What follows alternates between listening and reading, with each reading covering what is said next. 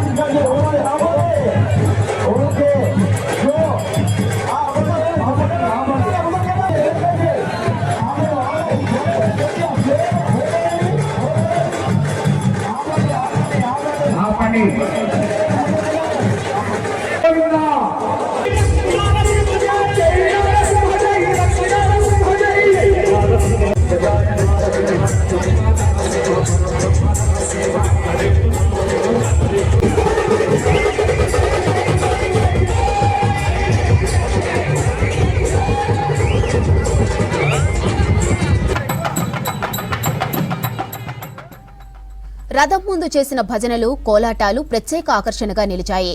రథోత్సవం సందర్భంగా ఎలాంటి అవాంఛనీయ ఘటనలు జరగకుండా పోలీసులు భారీ బందోబస్తు ఏర్పాటు చేశారు. ఈ రథోత్సవంలో ఆలయ చైర్మన్ నరసింహమూర్తి, ఈవో భాస్కర్రావు, ఆలయ సిబ్బంది, భక్తులు పెద్ద సంఖ్యలో పాల్గొన్నారు.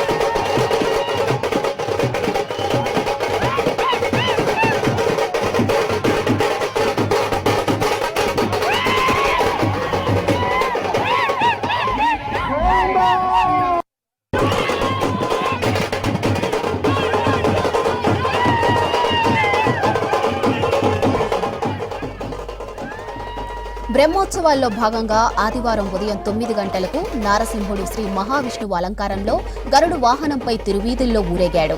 తూర్పు రాజగోపురం ఎదుట స్వామివారి సేవను అధిష్ఠింపజేసి అర్చకులు అలంకార విశిష్టతను వివరించారు. ఈ బ్రహ్మోత్సవాల్లో భాగంగా స్వామివారిని నిర్వహించిన అలంకార సేవలు ఆదివారంతో ముగిశాయి.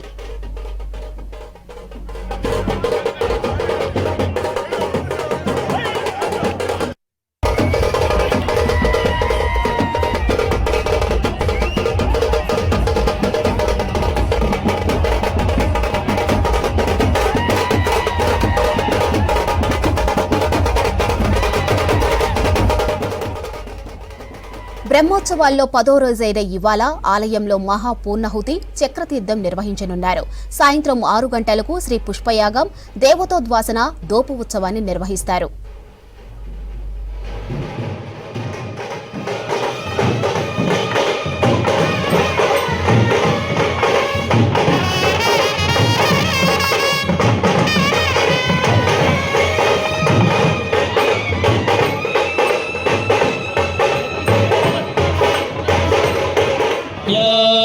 मन्यस्मिन् यस्मिन् यो मन्यो मन्यस्मिन् देवा देवा यस्मिन् यो मन्यो मन्यस्मिन् देवा